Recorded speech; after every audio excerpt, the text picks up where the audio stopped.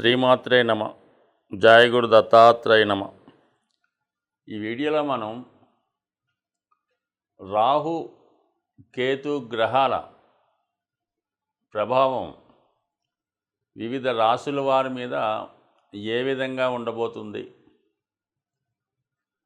కాలసర్ప దోషం వల్ల లాభం కలుగుతుందా లేదా నష్టం కలుగుతుందా అన్న విషయాన్ని ఈ వీడియోలో పరిశీలించే ప్రయత్నం చేద్దాం. రాహువు ఒక విధంగా ఆశకి కారణమవుతుంటాడు. భూలోకం మీద ఉన్నటువంటి సర్వ సౌఖ్యాల మీద తనకి ఆధిపత్యం ఉంటుంది. ఉన్నటువంటి అన్ని సౌకర్యాలు తనకే కావాలని ఆశతో ఉండడం జరుగుతుంది. అంటే రాహుగ్రహ ప్రభావం ఎవరి మీద ఉంటుందో వాళ్ళకి విశేషమైనటువంటి ఆశ, అలాగే విపరీతమైనటువంటి గర్వం, కోపం, అంటే మామూలుగా 6 దుర్గణాలు అంటారు కదా, ఇవన్నీ కూడా అంతర్గతంగా రాహుగ్రహానికి అంతర్లక్షణాలు అన్నమాట. రాహు ఎప్పుడూ కూడా హీరో కావాలనుకుంటూ ఉంటాడు. అలాగే నాయకత్వ లక్షణాలు కలిగి ఉంటాడు. అన్యాయాన్ని ఎదిరించే ప్రయత్నం చేస్తుంటాడు. సో ఏది చేసినా కూడా ఇంటర్నల్గా తనకి స్వార్థం ఉంటుంది. ఈ విధంగా రాహు ఆశ, కోరికలు వీటి మధ్య ఎప్పుడు కూడా మానవుడు జీవిస్తూ ఉంటాడు. అంటే రాహుగ్రహ ప్రభావం ఉన్నవాడు. దానికి సంపూర్ణంగా వ్యతిరేక ఫలితాన్ని ఇచ్చేవాడు కేతువు. నిరాశ, నిస్పృహ, అలాగే 0 లక్షణాలు, ఎటువంటి కోరికలు ఉండవు. ఒక విధమైనటువంటి నిడారంబర యోగం, సన్యాస యోగం లాంటిది అన్నమాట. అంటే అన్నీ త్యజిస్తూ ఉంటాడు. తన దగ్గర ఉన్న ప్రతీది కూడా ఇవ్వడం జరుగుతూ ఉంటుంది. దానికి వ్యతిరేకంగా రాహు ప్రతీది కూడా తనకు కావాలనుకుంటాడు. అక్కర్లేకపోయినా కావాలనుకుంటూ ఉంటాడు. అది రాహు యొక్క లక్షణం. ఇది కేతువు యొక్క లక్షణం. ఒక రాహు విధానంగా దేనైనా ఎక్స్పెండ్ చేస్తుంటాడు. అది తన ఉన్న భావాన్ని కానీ, తను కలిసినటువంటి గ్రహాన్ని కానీ, ఆ భావ ఫలితాన్ని, ఆ గ్రహ ఫలితాన్ని పెంచుతూ ఉంటాడు, ఎక్స్పెండ్ చేస్తూ ఉంటాడు. అయితే తన యొక్క రాహు యొక్క పాయిజన్ని అందులో కలిపి దాన్ని పెంచడం జరుగుతూ ఉంటుంది. అంటే ఒక విధంగా ఇంటర్నల్ స్వార్థంగా పెరుగుతూ ఉంటుంది. గురువు అలా కాదు. గురువుకు కూడా ఎక్స్పెండ్ చేసే శక్తి ఉంటుంది. గురువు ఏ భావంలో ఉంటే, పంచమ భావంలో ఉంటే అధిక సంతానాన్ని ఇస్తాడు. ధనస్థానంలో ఉంటే అధిక ధనాన్ని ఇస్తూ ఉంటాడు. అయితే రాహు కూడా ధనస్థానంలో ఉన్నప్పుడు అధిక ధనాన్ని ఇస్తాడు. లాభస్థానంలో ఉన్నప్పుడు అధిక లాభాలు తెచ్చిపెడుతుంటాడు. ఇందులో రాహు ఇచ్చే దాంట్లో అక్రమార్జన ఉంటుంది. ఇతరుల యొక్క అంటే ఇతరులు నష్టపోవడం వల్ల, వాళ్ళు ఏడవడం వల్ల, బాధపడడం వల్ల వచ్చే లాభం రాహు వల్ల ఉంటుంది. గురువు వల్ల ఇతరులు సంతోషంతో ఇచ్చే లాభం కలుగుతూ ఉంటుంది. అయితే రెండు కూడా ఎక్స్పెండ్ చేస్తే చాలా తేడా ఉంటుంది. గురువుకి 5వ దృష్టి ఉంటుంది, 9వ దృష్టి ఉంటుంది. అలాగే రాహు కూడా 5, 9 దృష్టిలు ఉంటాయి. సాధారణంగా ఈ 5, 9 దృష్టిలు చాలా వరకు మంచి దృష్టిలు అంటూ ఉంటారు. అయితే గురువు తన దృష్టిలో ఆ భావాన్ని రక్షిస్తూ ఉంటే, రాహు ఆ భావాన్ని పాయిజన్తో నింపి ఇంకో విధంగా స్వార్థంతో నింపుతూ ఉంటాడు. అది రాహు యొక్క ప్రభావం. అయితే కేతువు ఆ భావాన్ని తగ్గిస్తూ ఉంటాడు. 7వ స్థానంలో కేతు ఉంటాడు. వివాహం జరుగుతూ ఉంటుంది. భార్య మీద ఇష్టం ఉండదు, ఏ వ్యామోహాల మీద ఇష్టం ఉండదు. ఈ విధంగా కేతు ఉంటాడు. రాహు ఆపోజిట్గా వాళ్ళ ప్రభావాన్ని చూపడం జరుగుతూ ఉంటుంది. సో మరి ప్రస్తుతం ఈ రాహు కేతువుల సంచారం, రాహు మీనరాశిలో ఉంటూ గురువు యొక్క రాశిలో ఉండడం వల్ల, అలాగే ఎటువంటి గ్రహాలతో కూడా కలయిక లేదు రాహుకి. కేవలం తను ఒక్కడే మీనరాశిలో ఉండి పూర్తి స్వతంత్రంతో తన ఫలితాలు ఇవ్వడానికి సిద్ధంగా ఉన్నాడు. అలాగే కేతువు కూడా ఏ గ్రహంతో కూడా కలయకుండా సింగిల్గానే కన్యా రాశిలో ఉండడం జరుగుతూ ఉంది. సో ఈ 2 గ్రహాల ప్రభావం మరి వివిధ రాశుల మీద ఏ విధంగా ఉండబోతుంది అన్న విషయాన్ని చర్చిద్దాం. అలాగే దీని పరిహారం ఏ విధంగా చేసుకోవాలన్న విషయాన్ని కూడా ఈ వీడియో చివరిలో తెలుసుకునే ప్రయత్నం చేద్దాం. మిథున రాశి వారికి రాహు దశమ స్థానంలో సంచరిస్తున్నాడు. దశమాధిపతిగా ఉన్నటువంటి గురువు 12లో ఉన్నాడు.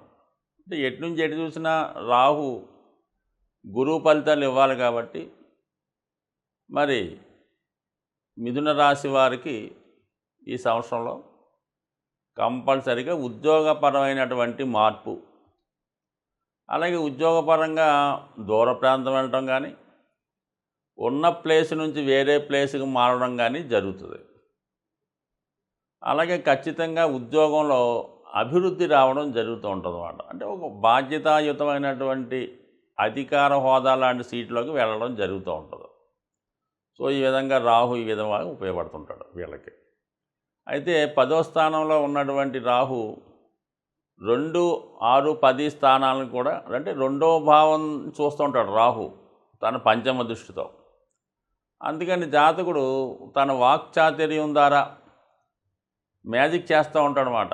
అంటే మంచి మార్కెటింగ్ స్కిల్స్ కలిగి ఉండి సేల్స్మెన్షిప్ కలిగి ఉండి తన ప్రొడక్ట్ని మాయ మాటలతోనో వేరే విధంగానో ఉన్నది లేనిది చెప్పి బాగా దాన్ని హైప్ చేసి దాన్ని అమ్మే ప్రయత్నం చేస్తూ ఉంటాడు. అంటే ఎక్కువగా ఈ మిథున రాశి వారు ఈ స్పెక్యులేషన్ సంబంధించిన దాంట్లో ఉంటారు. అంటే భూములు, ఈ రియల్ ఎస్టేట్స్ లాంటి స్థలాలు అమ్మడం, లేదంటే ఈ షేర్ మార్కెట్లో మార్కెటింగ్ చేయడం, ఈ విధంగా వాళ్ళు ఎక్కువగా పెద్దగా పెట్టుబడి పెట్టకుండా కేవలం వారి యొక్క స్కిల్స్ ద్వారా రొటేషన్ చేసే వాటిలో బాగా రాణిస్తూ ఉంటారు. ఏజెన్సీ టైప్ కూడా బాగుంటుంది కాబట్టి వీళ్ళకి అటువంటి వాళ్ళకి ఇది కొత్తగా వచ్చిన ప్రోడక్ట్ని ఏదైనా తీసుకొని మార్కెటింగ్ చేసుకొని అంత టాలెంట్ వీళ్ళకి ఉంటుంది కాబట్టి ఖచ్చితంగా దాంట్లో వీళ్ళు విజయం సాధిస్తారన్నమాట. వాక్కుతో లేని దాన్ని ఉన్నట్టు చూపించి అద్భుతాలు చేస్తారు. ఇక 6వ దృష్టితో 6వ భావాన్ని కూడా చూస్తుంటాడు భాగ్య దృష్టితో. అందుకని జాతకుడికి కాంపిటేటర్స్ ఎవరన్నా ఉంటే, పోటీదారులు ఎవరన్నా ఉంటే వాళ్ళని ఏదో విధంగా తప్పించే ప్రయత్నం చేస్తూ ఉంటాడు. అంటే వీళ్ళు ఏదో ఒక సంస్థ నడుపుతున్నాడు, వాళ్ళకి పోటీగా ఒక స్కూల్ నడుపుతున్నారు వీళ్ళు, వాళ్ళకి పోటీగా ఇంకొక స్కూల్ ఉందనుకుందాం. ఏదో విధంగా ఆ స్కూల్ని వీళ్ళం వారికి వచ్చే లాభాన్ని కానీ ఎక్కువ లాభాన్ని ఇచ్చి దాన్ని కొనేస్తూ ఉంటారు. కొనేసి వీళ్ళు దాంట్లో కలుపుకుంటూ ఉంటారు. సో ఈ విధంగా మరి ఎదటవాడిని ఎదగనీయకుండా ఎదటవాడికి వచ్చిన దానికన్నా ఎక్కువ ఆఫర్ చేసి వాడి సంస్థని కొనడం కానీ కలుపుకోవడం కానీ ఈ విధంగా పోటీ లేకుండా చేసుకుంటారు అన్నమాట. అంటే వీళ్ళు ఉన్నటువంటి రంగంలో వేరే వాడు పోటీ లేకుండా మరి వాళ్ళని పక్కగా తప్పించి వీళ్ళే గుత్తాధిపత్యం సాధించే ప్రయత్నం చేస్తూ ఉంటారు. దాని తర్వాత ఆ సంస్థలో విపరీతంగా దాన్ని పాపులర్ చేసి మార్కెటింగ్ చేసి ధనాన్ని సంపాదిస్తూ ఉంటారు. సో ఇది ఈ విధంగా వృత్తిపరంగా వీళ్ళకి ఎక్కువగా ఈ సంవత్సరంలో సక్సెస్ వచ్చే అవకాశం ఉన్నది. అయితే కేతువు 4వ స్థానంలో ఉన్నాడు. 4వ స్థానంలో ఉన్నటువంటి కేతువు 8, 12 స్థానాల నుంచి యాక్టివేట్ చేస్తూ ఉంటాడు. ఇది ఒక విధంగా మోక్షస్థానం.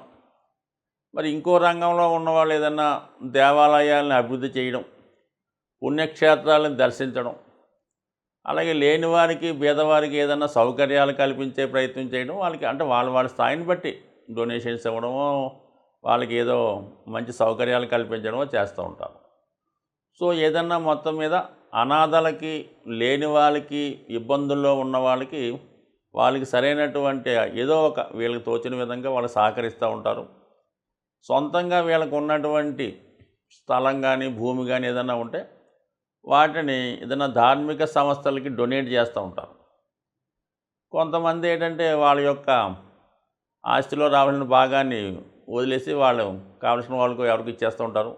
అంటే ఏదైనా ఉన్న ఆస్తిని అనుభవించలేకపోతుంటారు, ఉన్న సౌకర్యాలు అనుభవించే టైం లేకుండా ఉంటుంది. ఎక్కువగా ఇతరులకి హెల్ప్ చేసే ప్రయత్నంలో వీళ్ళు ఎక్కువగా ఉండి మంచి పేరుని సంపాదించే ప్రయత్నం చేస్తూ ఉంటారు. ఒక విధంగా ఇది 2 రకాలుగా ఈ రాహుకేతులు ఒక యాంగిల్లో వ్యాపారాన్ని ఏదో విధంగా ఇంప్రూవ్ చేసి ఎదటివాడితో పోటీ లేకుండా ముందుకెళ్ళే సంఘం ఒకవైపు కనబడుతుంటే, పూర్తి ఆధ్యాత్మిక చింతనలో ఉన్నదాన్ని దాన ధర్మాలకో ధార్మిక సంస్థలకో దానం చేసి డొనేషన్ చేసి లేదంటే కొంతకాలం పాటు ఏదైనా ఆధ్యాత్మిక కేంద్రంలో ఉండే ప్రయత్నంలో ఈ యాంగిల్లో నడిపే అవకాశం ఉంది. సో ఏ యాంగిల్ అన్నది ఏంటంటే జాతకుడి యొక్క లగ్నాన్ని బట్టి అతని యొక్క ఆలోచన బట్టి ఏ రంగం అన్నది నిర్ణయించుకోవడం జరుగుతూ ఉంటుంది. బట్ ఏదైనా ఈ రాహుకేతువులు ఎప్పుడు ఇటువంటి అంతర్మదనాన్ని సృష్టింటున్నాడు. అటు వెళ్దామా, ఇటు చేద్దామా, రాజకీయాల్లోకి వెళ్దామా, లేదంటే వ్యాపారం చేసుకుందామా, ఇటువంటి ఆలోచనలో ఎప్పుడూ కన్ఫ్యూజ్ చేస్తూ ఉంటారు జాతకుడిని ఈ రాహుకేతువులు. రాహు కేతు గ్రహాల ప్రభావానికి లోనప్పుడు ఎటువంటి పరిహారాలు తీసుకుంటే ఆ గ్రహాలు అనుకూలిస్తాయి అన్న విషయాన్ని మనం పరిశీలించే ప్రయత్నం చేద్దాం. అయితే రాహుగ్రహం ఒక విధంగా తాంత్రిక గ్రహం. అందువలన తాంత్రిక దేవతలైనటువంటి దశ మహావిద్యల్లో ఉన్నటువంటి అమ్మవారిని ఆరాధించడం వల్ల, వాటిని కొలచడం వల్ల, ఆ ఆలయాలు దర్శించడం వల్ల రాహు తొందరగా మనకి అనుకూలించే అవకాశం ఉంది. అయితే సాధారణ మానవుడికి ఆ దశ మహావిద్యల్లో ఉన్నటువంటి అమ్మవారిని పూజించడం కానీ, వాటిని ధ్యానించడం లేదంటే వాటిని బాగా పూజ చేసుకోవడం అలాంటి కార్యక్రమాలు చాలా వరకు చాలామందికి అందుబాటులో ఉండవు. అయితే ముఖ్యంగా ఈ దశ మహావిద్యల్లో ఉన్నటువంటి దేవతల్ని సరైనటువంటి గురువు లేకుండా ఆరాధించడం వల్ల ఇబ్బంది కలుగుతూ ఉంటుంది. అయితే ఏంటంటే అటువంటి దేవాలయాలు ఉన్నప్పుడు దగ్గరలో ఉన్నప్పుడు లేదనుకోండి దక్షిణ కాళి, మహాకాళి, కనకదుర్గ ఇలాగా శక్తి స్వరూపాలతో ఉన్నటువంటి దేవతలు, ఇది సింహం మీద అలాగే పులి మీద ఉన్నటువంటివి, శూలం ధరించి ఉన్నటువంటి దేవతలు, వీళ్ళని మీరు ఆరాధించడం వల్ల ఏమి ఎక్కువ చేయక్కర్లేదు. ప్రతి శుక్రవారం రోజు వీలైతే ఒక 8 శుక్రవారాలు అమ్మవారి ఆలయానికి దర్శించడం వల్ల ఖచ్చితంగా మీకు రాహు యొక్క అనుగ్రహం లభిస్తూ ఉంటుంది. అలాగే కేతు ఇంకా అందరికీ తెలిసిందే, ఎంతమందిని పూజించినా ఎటువంటి ఫలితం రాదు. కానీ కేవలం విఘ్నేశ్వరుణ్ణి ఆరాధించడం వల్ల కేతువు తొందరగా అనుగ్రహం రావడం జరుగుతూ ఉంటుంది. అంటే కేతు అంటూ అనుగ్రహించాడంటే మిగతా గ్రహాలు ఏది కూడా ఇవ్వలేనటువంటి ఫలితాన్ని లాభాన్ని కేతు గ్రహం ఇవ్వగలడం. కావాలని విఘ్నేశ్వరుణ్ణి ముఖ్యంగా సంకటహర చతుర్థి అలాగే వినాయకుడిని గరికతో అర్చించడం, లేదంటే గణపతి హోమం, లేదంటే వినాయకుడి టెంపుల్లో ఉండ్రాళ్ళు ప్రసాదంగా పెట్టి పంచిపెట్టడం, ఎప్పుడూ కూడా ఇలాంటి సింపుల్ రెమెడీస్తో మరి రాహు కేతువుల యొక్క అనుగ్రహానికి పాత్రలవడం మంచిది. ఒక విధంగా రాహు అనుగ్రహిస్తే ఎవ్వరూ ఇవ్వలేనటువంటి అఖండ ఐశ్వర్యాన్ని రాహుగ్రహం ఇవ్వడం జరుగుతుంది. అలాగే కేతువు ఆధ్యాత్మిక రంగంలో అత్యున్నతమైన వ్యక్తులుగా తీర్చిదిద్దే ప్రయత్నం కేతు గ్రహం వల్ల రావడం జరుగుతూ ఉంటుంది. ఒక ఆధ్యాత్మిక రంగంలో అభివృద్ధి చెందాలన్నా, శాశ్వత కీర్తి పొందాలన్నా కేతుగ్రహాన్ని ఫాలో అవ్వాలి.